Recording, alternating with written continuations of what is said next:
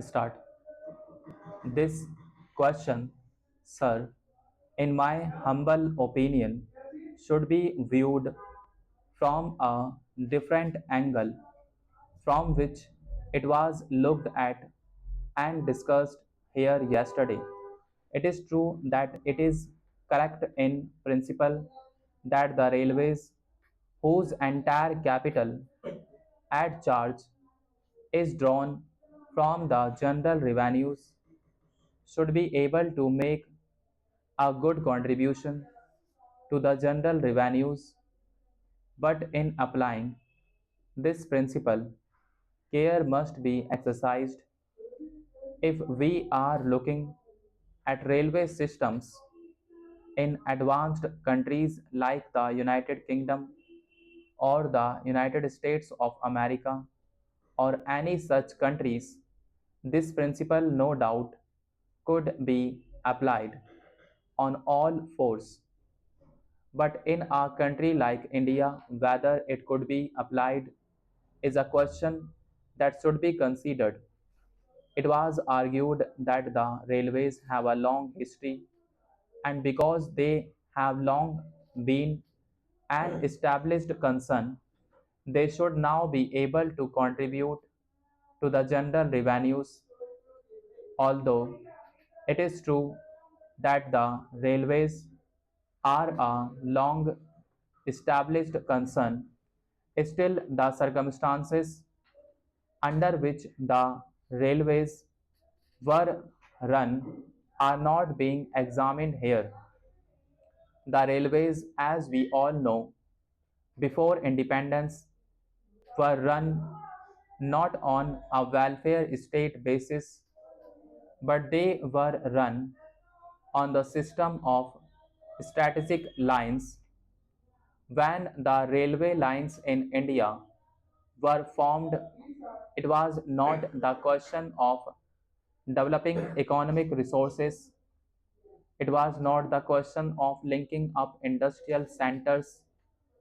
It was not the question of linking up the railway system with pilgrim centers or centers of density that prompted the authorities, the private companies, to start the railways in India.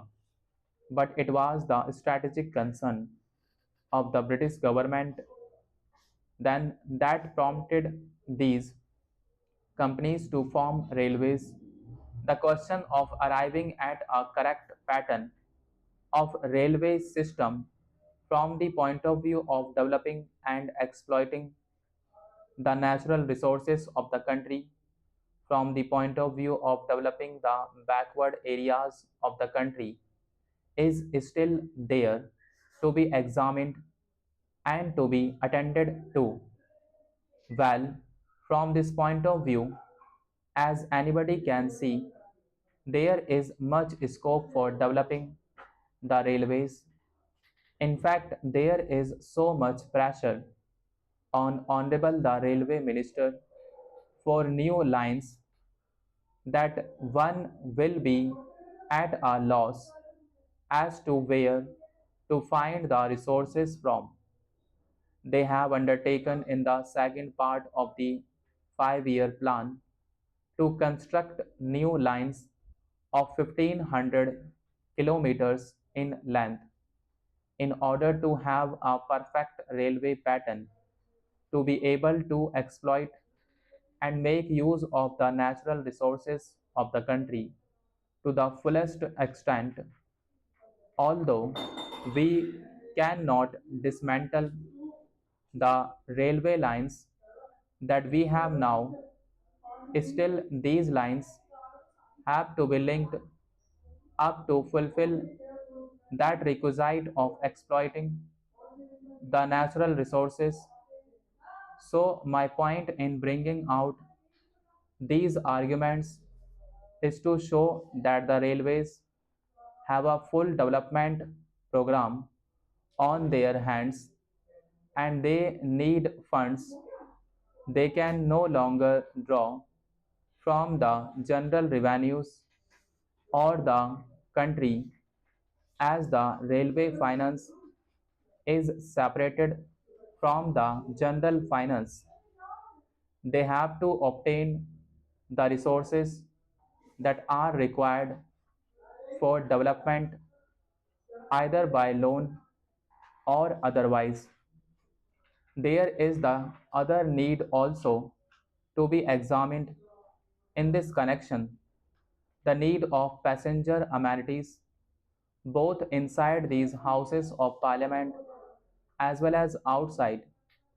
It has been agitated that passenger amenities are required to be given in a larger and larger number. The second class passengers before independence did not get adequate amenities. In fact, the condition of the bogies, the condition of the waiting rooms, the condition of catering facilities, and the condition of housing, all these things needed much attention. Although the railways have now taken up the amenities program, and according to the recommendation of the convention committee, we are now earmarking rupees 3 crores per annum for this purpose. Still, I think it is totally inadequate. The railway administration has now recognized the fact that greater and greater passenger amenities are to be taken and given, but they are not going on the right lines. I may make this statement clear by saying that they are not following proper lines with regard to the amenities that are to be given. I will take just one example and point out how they fall short of the requirements. Well, the question of providing waiting halls for second class passengers has been a much mooted question, and that naturally gets a top priority in the amenities program. Well, the so called waiting halls that are now provided are like this.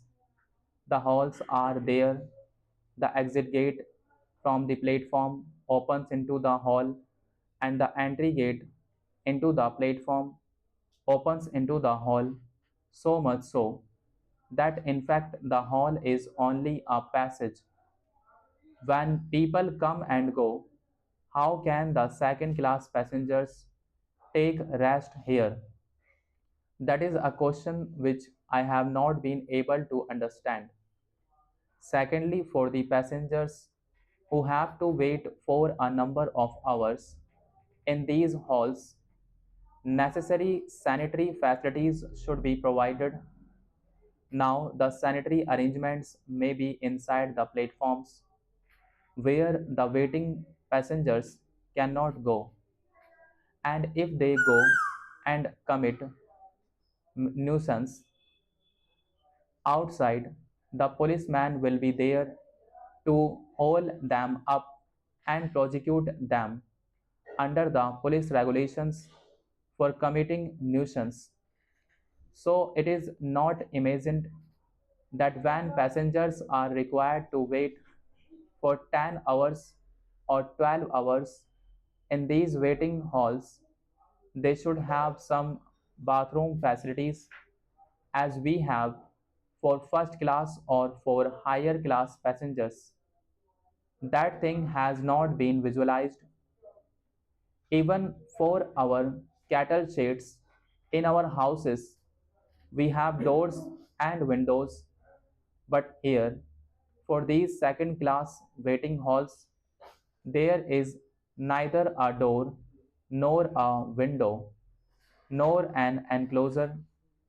This I say to draw the attention of the authorities to think of these amenities in their proper proportion. Their estimate of the requirements of funds for these amenities is an underestimate. The needs for increasing the amenities are large.